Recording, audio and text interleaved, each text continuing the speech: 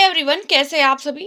हम सब हमारे चैनल पर रीट एग्जाम के लिए प्रिपेयर कर रहे हैं और रीट में भी स्पेशली मैं आप लोगों के साथ में साइंस सब्जेक्ट डिस्कस कर रही हूँ। मैंने खुद ने भी रीट एग्जाम को क्वालिफाई किया है और ये मेरे ही हैंड रिटन नोट्स है जो मैंने मेरे रीट के प्रिपरेशन के समय बनाए थे। और जो है वो मैंने भी रीट एग्जामिनेशन को फर्स्ट टाइम में क्लियर किया है। और ये जो नोट्स है इसकी फर्स्ट क्लास यानी कि ये जो टॉपिक है वो हमारा ब्लड सर्कुलेटरी सिस्टम है, जिसमें ब्लड से रिगार्डिंग मैं ऑल टॉपिक्स आप लोगों के साथ में डिस्कस कर रही हूँ। इसमें हम ये इससे पहले की जो क्लास थी उसमें इतनी तक जो है वो हम कंप्लीट पढ़ चुके हैं, क्योंकि काफ़ी लंबी क्लास थी। इसलिए 2 पार्ट्स में इसको डिवाइड किया गया है, जिसमें हर्ट से लेकर और ये सारी की सारी चीज़ें जो है वो हम लोगों ने कंप्लीट कर दी थी।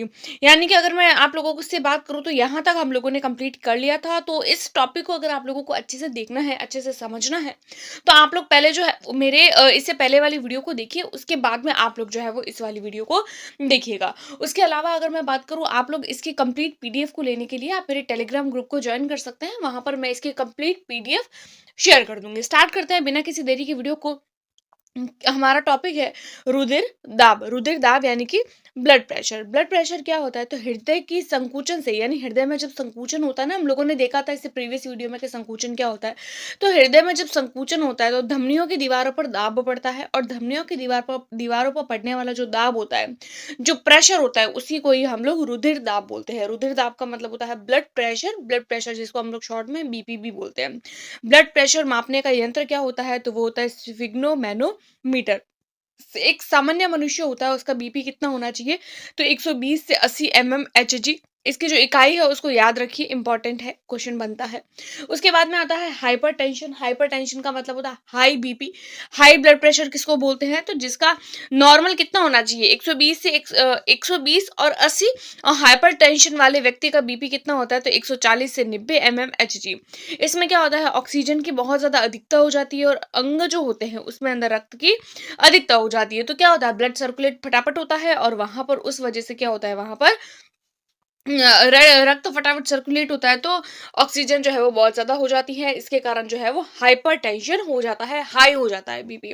उसके बाद में आता है हाइपोटेंशन। हाइपोटेंशन का मतलब होता है low blood pressure. Low blood pressure pressure का मतलब होता है जिसमें जो आप लोगों का बीपी होता है वो 110 से 70 mmHg हो जाता है।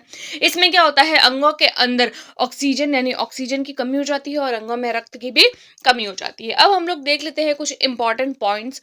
हृदय स्पंदन यानी कि जो हृदय जो हमारा जो हृदय धड़कता है, हृदय स्पंद का मतलब होता है हृदय का धड़कना।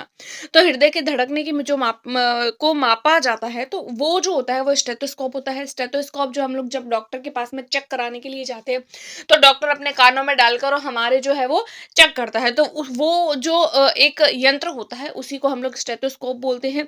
और हृदय स्पंदन दर जो होती है वो 72 बार प्रति मिनट, यानी 1 मिनट में 72 बार अगर धड़क रहा है, तो मतलब हमारा जो है वो हृदय एकदम अच्छे से काम कर रहा है। तो स्टेथोस्कोप की ड्राइंग आप लोग देख सकते हैं। ये स्टेथोस्कोप है, यहाँ पर जो है वो चेस्ट पीस है जो चेस्ट पर रखते हैं हृदय के पास। फिर ट्यूब के माध्यम से आवाज आती है और श्रोतिका यानी ये दोनों जो पोर्शन होते हैं वो कान में डाले जाते हैं।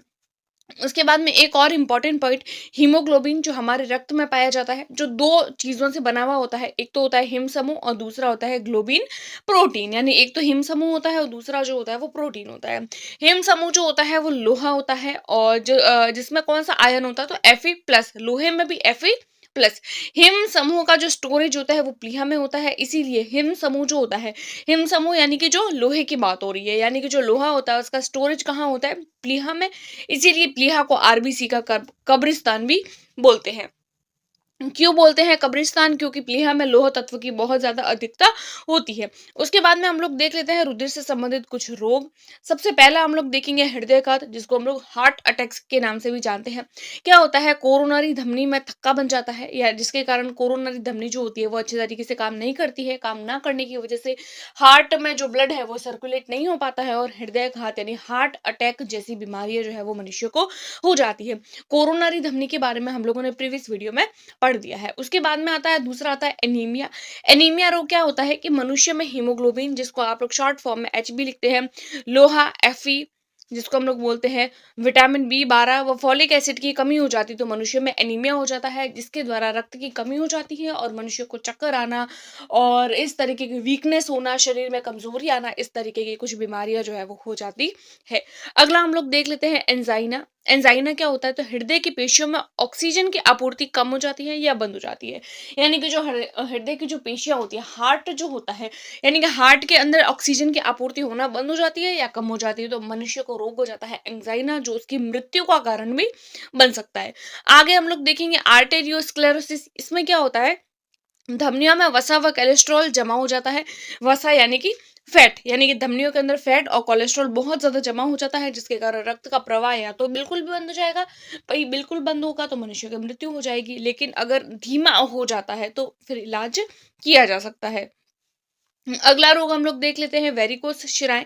इसमें क्या होता है, शिराएं खिंच जाती है। भाई वेरिकोस शिराएं शिराओं से रिलेटेड है, तो वेरिकोस शिराएं जो होती है वो क्या होती है, शिराएं खिंच जाती है और शिराओं के कपाट भाई फूल जाते हैं और या फिर वो टेढ़ी मेढ़ी हो जाती है। तो ये कुछ रुधिर से संबंधित जो थे वो रोग थे। अब हम लोग नेक्स्ट देख लेते हैं रक्त समूह के। रक्त समूह क्या होता है, तो देखिए रक्त समूह जिसको आप लोग ब्लड ग्रुप के नाम से भी जानते हैं, जिसकी खोज जो है वो लैंडस्टीनर ने की थी। क्या होते हैं ब्लड ग्रुप, क्या होता है, तो वो देखते हैं हम लोग। कोई भी प्रोटीन जो शरीर में एंटीबॉडी के निर्माण को प्रेरित करती है वो एंटीजन कहलाती है। एंटीबॉडी क्या होती है, एंटीबॉडी यानी हमारे मनुष्य के शरीर में जो रोगाणु होते हैं, रोगाणुओं से लड़ने की जो क्षमता होती है उसी को हम लोग एंटीबॉडी कहते हैं। तो एंटीबॉडी के निर्माण को जो प्रेरित करता है, यानी एंटीबॉडी बनती है तो उसको कोई ना कोई तो प्रेरित करता होगा ना, तो उसी को हम लोग एंटीजन बोलते हैं। और एंटीजन और एंटीबॉडी के मध्य की प्रक्रिया जो होती है वो समूहीकरण कहलाती है। सर्वदाता कौन सा होता है, तो सर्वदाता रक्त समूह O होता है और सर्वग्राही जो होता है वो AB होता है। सर्वदाता का मतलब होता है यूनिवर्सल डोनर और सर्वग्राही का मतलब होता है यूनिवर्सल रिसेप्टर, यानी किसी से भी अगर कोई भी मनुष्य जिसका जो है वो ब्लड ग्रुप O है, तो वो किसी भी मनुष्य के ब्लड, जिसका कोई भी ब्लड ग्रुप हो तो उसको दे सकता है। और अगर ऐसा मनुष्य जिसका ब्लड ग्रुप A और AB है, तो वो किसी भी, जिसका A हो चाहे B हो चाहे O हो चाहे AB हो, कोई भी मनुष्य का ले सकता है। लेकिन अगर किसी का A है तो वो A वाले का ही रक्त ले सकता है, B है तो B वाले का ही ले सकता है, लेकिन AB जो है वो दोनों का ले सकता है। अब हम लोग देख लेते हैं रक्त समूह, फिर एंटीजन और एंटीबॉडी। ऐसा व्यक्ति जिसके अंदर रक्त समूह A है तो उसकी एंटीजन A होती है और उसकी एंटीबॉडी, जिसको आप लोग छोटे a से प्रदर्शित करते हैं। ऐसा व्यक्ति जिसका रक्त समूह B है, उसमें एंटीजन B पाए जाते हैं और एंटीबॉडीज जो होती है उसमें छोटा b होती है। उसके अलावा रक्त समूह ए बी, तो उसके अंदर एंटीजन दो होते हैं, एक तो ए होता है और एक बी होता है, और उसमें उसके अंदर किसी भी तरीके की एंटीबॉडी नहीं होती है। भाई एंटीबॉडी नहीं होती है तो एंटीबॉडी नहीं होने की वजह से वो क्या होता है, सर्वग्राही होता है। सभी का ही रक्त जो है वो ले सकता है, क्योंकि उसके अंदर कोई एंटीबॉडी है ही नहीं तो कोई साइड इफेक्ट ही नहीं है। उसके बाद में देखते हैं हम लोग रक्त समूह ओ, जिसके अंदर एंटीबॉडी तो होती है ए बी, लेकिन उसके अंदर एंटीजन कोई नहीं होता है। एंटीजन कोई नहीं होता है, इसके कारण वो जो है वो किसी को भी अपना रक्त जो है वो दे सकता है। अब हम लोग देख लेते हैं रक्त से रिगार्डिंग एक और इम्पोर्टेंट पॉइंट, वो आता है आप लोगों का RH फैक्टर। RH फैक्टर क्या होता है वो देख लेते हैं। इसकी खोज किसने की थी, लैंड स्टीनर ने व वीनस ने की थी। रेसस बंदर में की थी, इसलिए इसका नाम जो है वो RH रखा गया। विश्व में RH पॉजिटिव लोग जो होते हैं वो 80% होते हैं और भारत के अंदर 93% जो है वो नेगेटिव है। ठीक है, उसके बाद में हम लोग देख लेते हैं कि यदि RH पॉजिटिव व RH नेगेटिव का विवाह करवा दिया जाता है तो पहली संतान जो है वो सामान्य होगी।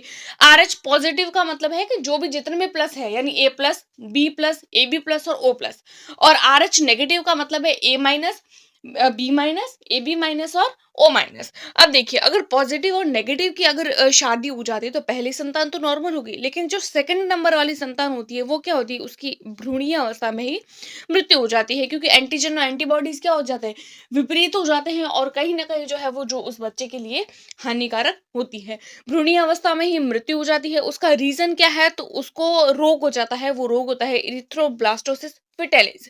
फिटेलिस यानी फीटस है, तभी वो मर गया है, तभी उसकी मृत्यु हो गई है भ्रूणीय अवस्था में ही, इसीलिए उसको बोलते हैं। और वो जो भ्रूणीय अवस्था में ही जो है वो या फिर तो वो वीक हो जाता है, वो जीवित नहीं रहता, और या फिर उसकी मृत्यु हो जाती है। यानी या फिर तो उसकी फीटस में ही मृत्यु हो जाएगी। और यदि वो बच्चा जन्म ले भी लेता है तो जन्म लेने के कुछ समय बाद ही उसकी मृत्यु हो जाती है।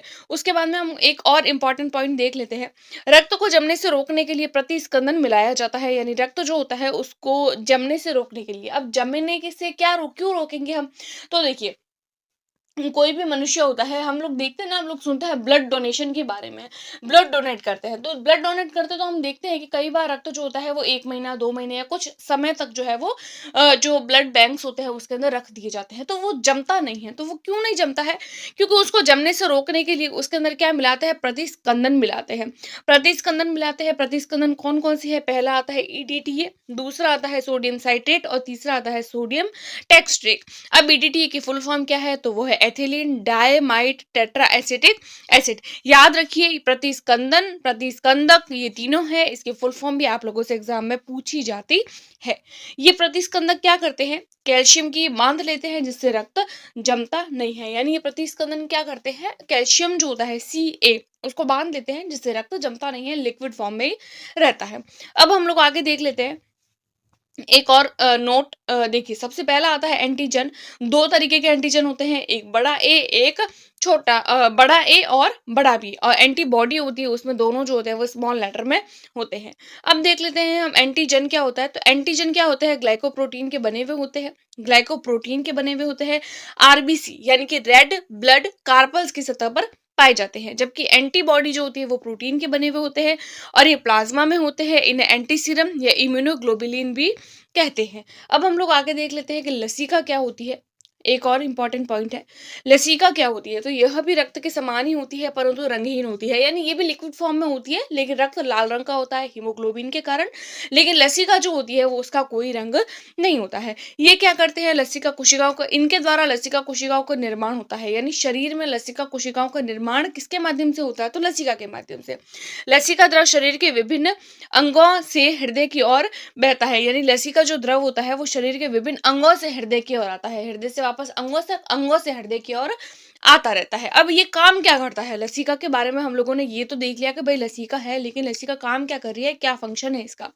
तो ये क्या करती है? वसा का अवशोषण करती है, वसा का परिवहन करती है, प्रोटीन व हार्मोन का परिवहन करती है। और लसिका की खोज किसने की थी? तो लसिका की खोज जो है वो लैंड स्टीनर के द्वारा की गई थी। देखिए, साइंस में ये जो खोज वगैरह होती है ना वो ज़्यादा पूछी जाती है, तो इसको आप लोग थोड़ा याद रखिएगा।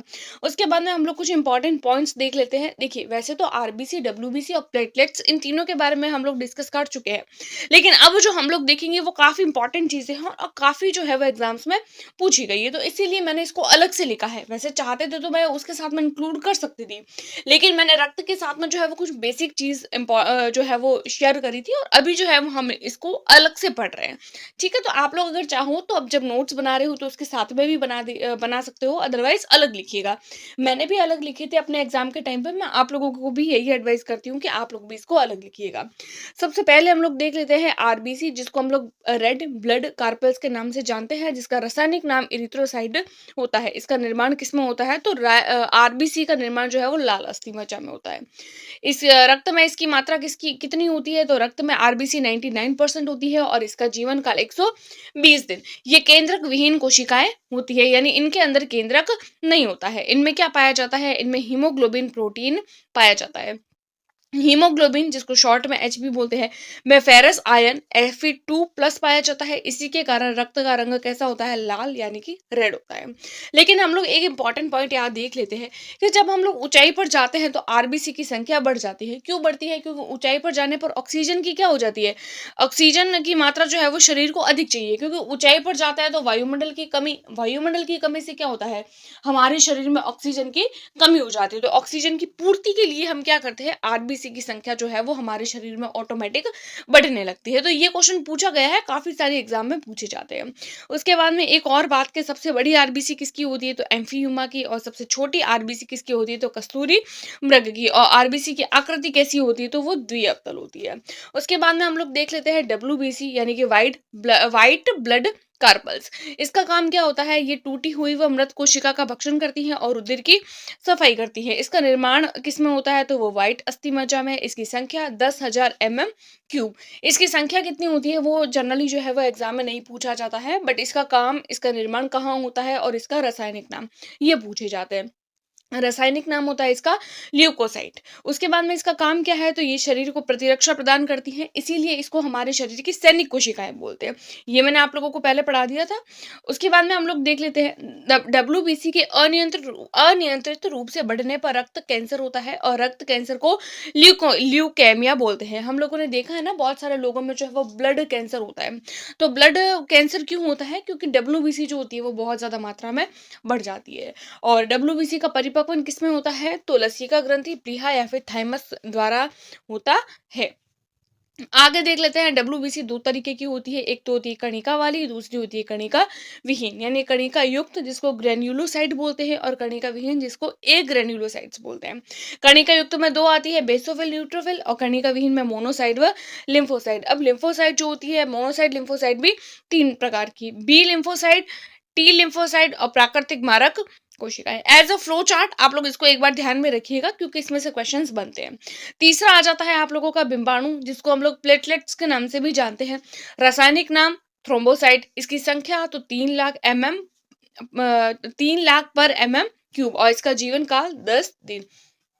ये भी केंद्रक विहीन कोशिकाएं होती है, यानी इनके अंदर भी केंद्रक नहीं पाया जाता है। इसका काम क्या होता है, तो ये रक्त का थक्का जमने में हमारे शरीर की सहायता करती है। ये भी मैंने बता दिया था। इसका निर्माण भी क्या होता है, इसका निर्माण भी अस्थि मज्जा में होता है।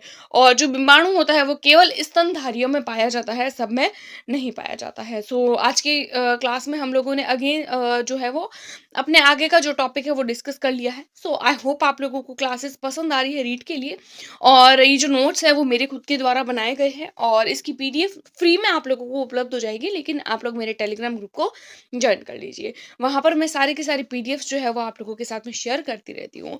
अगर चैनल पर पहली बार आए हैं तो प्लीज वीडियो को लाइक करके चैनल को सब्सक्राइब कर लीजिए। Thanks for watching.